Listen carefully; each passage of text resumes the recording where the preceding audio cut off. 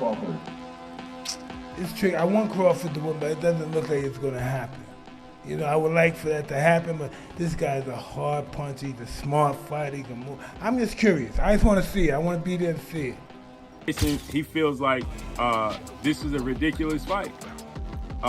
He states that Terence Crawford moving up 2 weight classes.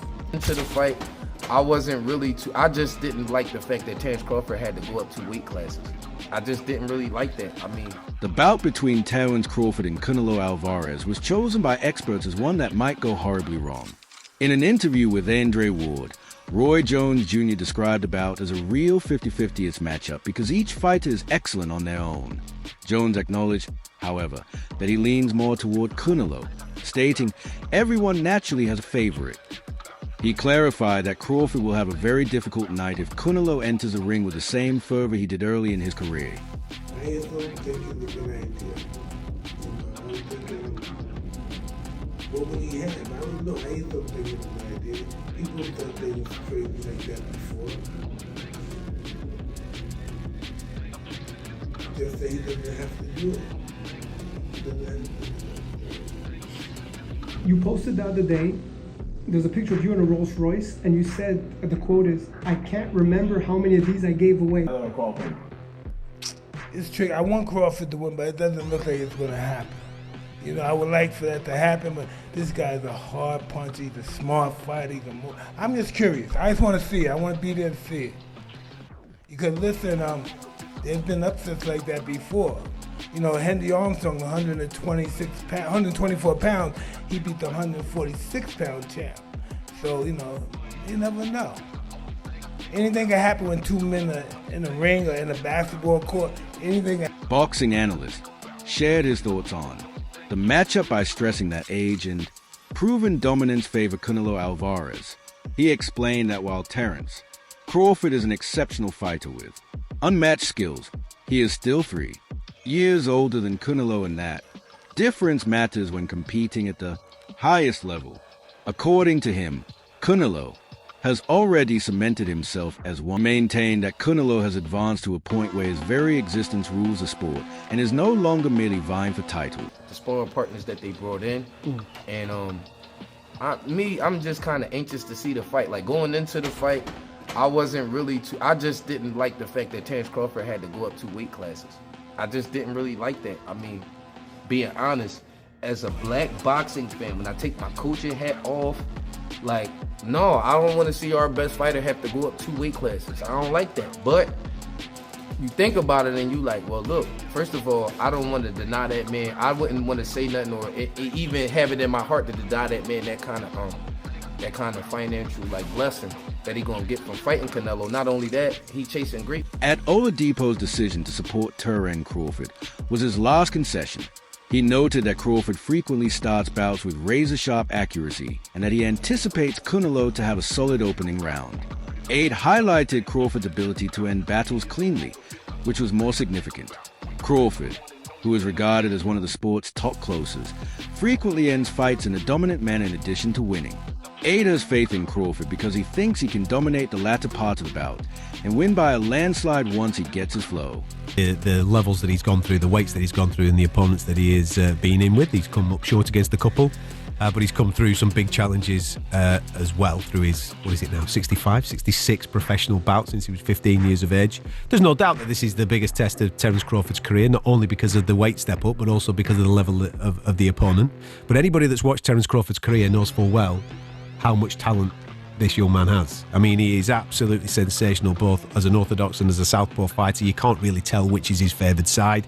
He's that good, the angles that he creates, and the way that he not only dissects people, but the way that he puts his foot down when he gets somebody hurt is he's spiteful. He's truly, truly impressive. But what he also does, and this is where I think people are making the mistake with the fight with Israel Madrimov last summer in Los Angeles, was that Terence doesn't mind doing enough to win. He doesn't, if he knows he's got to win on points, he's happy to tuck everything neatly in the office and win round by round. It reminds me of Floyd Mayweather. It reminds me of Pernell Whitaker. It reminds me of guys that win with ease without overstretching themselves, that don't have to get in a battle. But when he's got someone hurt, as you rightly say, he's spiteful. I'm not sure he'll get Canelo hurt in this fight, but if his timing and his movement are on, the slightly slowed Canelo, who likes to load up these days, could find himself frustrated by Terence Crawford. Yeah, and there's also the aspect of when he is behind. I mean, we've all seen that famous clip where he's fighting Sean Porter. Somebody sells him ringside. They've got him down on the cards. He goes through the gears and stops Sean Porter in the very next round. There's also that element to him. He's brilliant. He's absolutely brilliant. But he's also fighting someone that's equally as brilliant. A very different type of style, Canelo. And a fan favourite. The multi-division world champion Nonito Donaire provided a fair assessment of the bout. He accepted that Canelo Alvarez had fought several battles to win his spot and had spent years in his weight class. Donaire emphasized that Crawford does not yet possess the same proven strength at these heavier divisions, and that Canelo's inherent strength at this size is indisputable. Donaire is mostly concerned about Crawford's ability to handle the extra weight on fight night. Despite this worry, he believes that the fight is a true 50-50 match because of Crawford's exceptional skill set, which enables him to adjust and take even the most formidable opponents by surprise. But in case you didn't really understand what he was saying, Canelo is saying there's a difference between boxing, like being a boxer, and moving, and then you throw some punches. Like, you getting some punches in there. Then you, like, take a lap. Then you get some more punches. Right? And I agree with that. I agree. Like, my thing is this. If you know my channel, I've been doing this from way back. We go back like cornrows. I have never really been big on this whole, like, running language. Like, I don't, because you got to understand, old media, they were the ones that came out with this whole running charade. And I don't like it because it was initially used to, like, maim and marginalize oftentimes black fighters and Cuban fighters. When non-black, non-Cuban fighters would face certain black fighters or Cuban fighters primarily, they would get hit with this, like, oh, he ran moniker.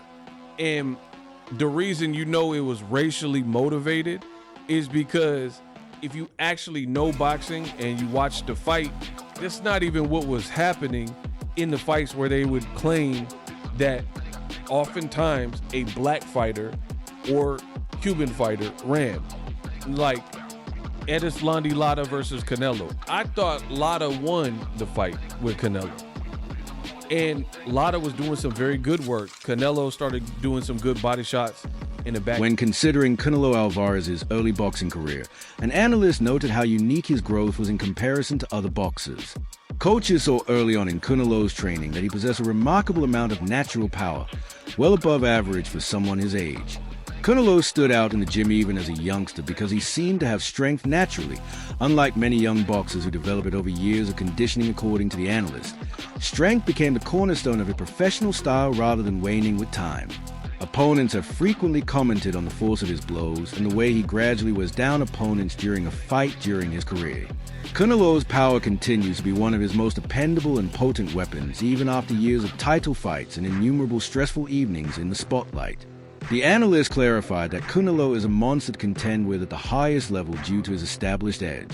The threat is especially great for Terence Crawford, who has never had to deal with someone who possesses this mix of size, strength, and expertise. Many people think Canelo's punches could be the deciding factor if the fight heats up.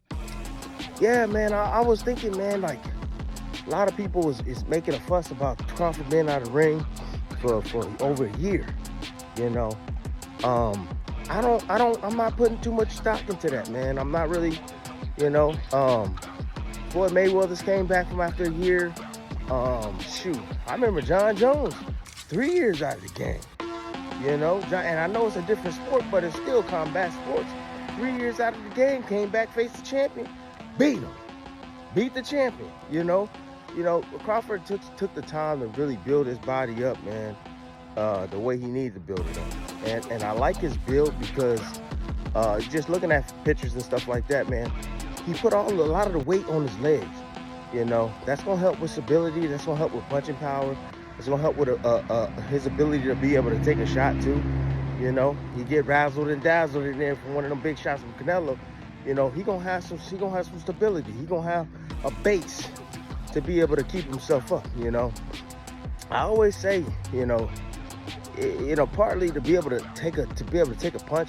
I say, it's a lot to do with physical. It also has a lot to do with mental, and it also has a lot to do with genetics. Some guys can take it more than others.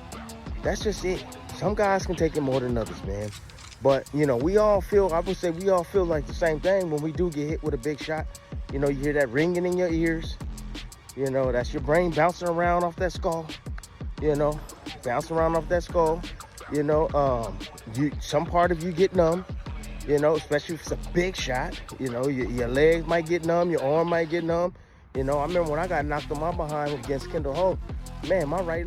The altercation between Terence Crawford and Canelo Alvarez has ramifications that go well beyond official records or title belts, according to another group of observers.